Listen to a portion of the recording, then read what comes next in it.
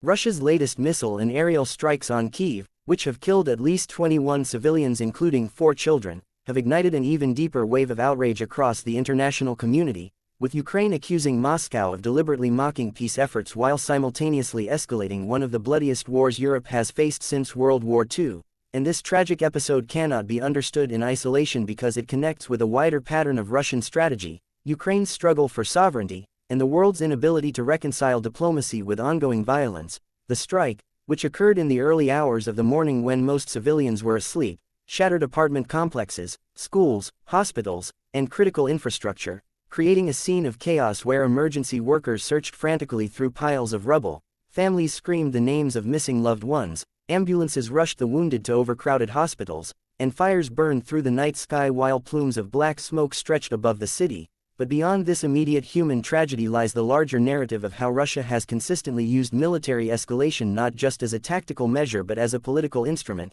employing terror against civilians to gain leverage in international negotiations, and Ukraine's leadership swiftly labeled the strikes as war crimes while also pointing to the hypocrisy of Russia engaging in diplomatic overtures on the one hand and indiscriminate bombing on the other, a duality that many analysts have described as a deliberate attempt to undermine trust in any peace process. History offers chilling parallels, for during the Second World War both Nazi Germany and the Allies engaged in aerial bombardments intended to break civilian morale, and what we see now in Kyiv is a modern manifestation of that same brutal logic, with the difference being that today international law, humanitarian norms, and global institutions explicitly prohibit such tactics, yet enforcement remains weak as Russia, a permanent member of the UN Security Council, wields veto power that shields it from collective condemnation, thereby leaving Ukraine caught between the rhetoric of international solidarity and the harsh reality of inadequate protection. And while Western nations including the United States, United Kingdom, and members of the European Union rushed to condemn the strikes and promise more aid,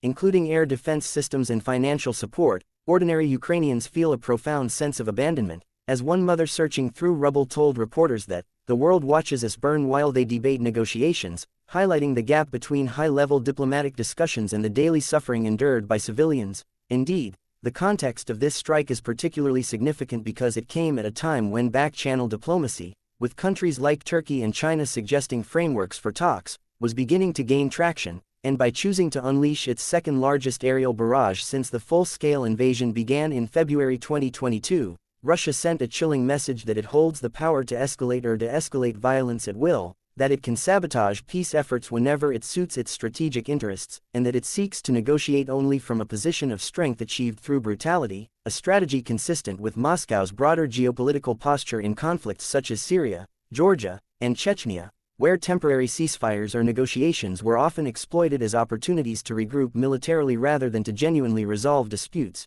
Ukrainian officials argue that every time Russia talks about peace while simultaneously attacking civilians, it erodes not only the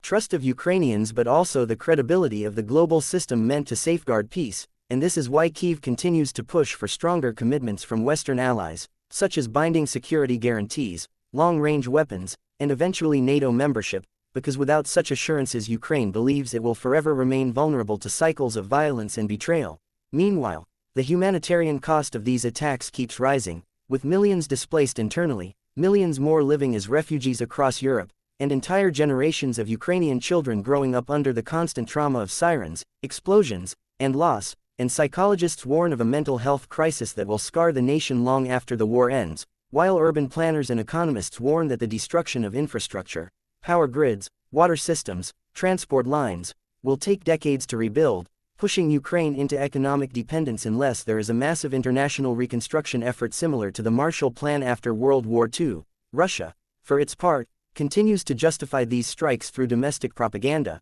claiming they are targeting military facilities or retaliating against alleged Western aggression, framing the conflict as an existential struggle against NATO expansion. Yet outside Russia these narratives hold little weight, and independent analysts have documented repeated patterns of civilian infrastructure being hit, from schools and hospitals to cultural sites and shopping centers, all of which suggest that the intent is to break the will of the Ukrainian people rather than achieve purely military objectives. The moral contradiction becomes sharper when juxtaposed with ongoing diplomatic rhetoric, because to mock peace efforts while killing children is not just a war tactic but also a psychological signal meant to demonstrate disdain for international norms, to show that Russia operates outside the moral framework of the international order. and to pressure Ukraine into concessions by making civilian suffering unbearable, yet paradoxically these tactics may be backfiring, as every fresh atrocity seems to harden Ukrainian resolve, galvanize Western unity, and reduce the chances of sanctions relief or normalization of relations, thus prolonging Russia's isolation on the global stage.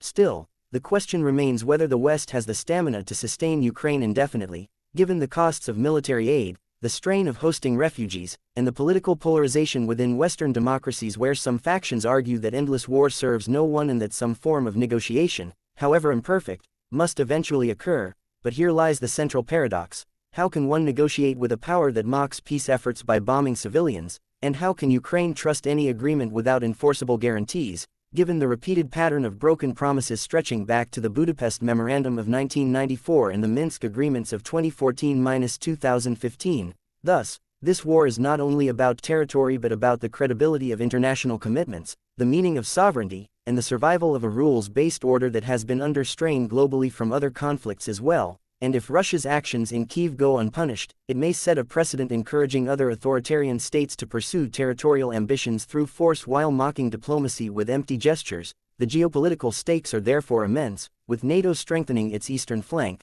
countries like Poland, Latvia, and Lithuania warning that they could be next, while nations in the global south watch carefully to see whether Western rhetoric about defending democracy is matched by consistent action, especially since many of these countries feel that their own conflicts have been ignored by the same powers now rallying for Ukraine, revealing uncomfortable truths about selective morality in international relations. Yet for all these grand strategic implications, the human face of this tragedy remains the most powerful, for in the rubble of Kyiv are stories of parents shielding their children with their bodies, doctors performing surgeries by flashlight, volunteers forming human chains to clear debris, priests offering prayers among ruins, and ordinary people showing extraordinary resilience. And these acts of courage embody why Ukraine continues to resist despite overwhelming odds, why it continues to insist that peace cannot come at the cost of surrender, and why the international community must grapple with the moral imperative of not just ending the war but ending it in a way that upholds justice, for otherwise the phrase, mocking peace, will not just describe Russia's tactics but also the world's failure to honor the meaning of peace itself, and history will record not only the cruelty of those who bombed civilians but also the choices of those who watched, debated, and hesitated while Kyiv burned, and in that record the story of these 21 lives lost, including 4 innocent children, will stand as both a tragedy and a test of our collective humanity, a reminder that peace without justice is fragile, diplomacy without accountability is hollow, and the pursuit of stability without moral courage is nothing more than a dangerous illusion.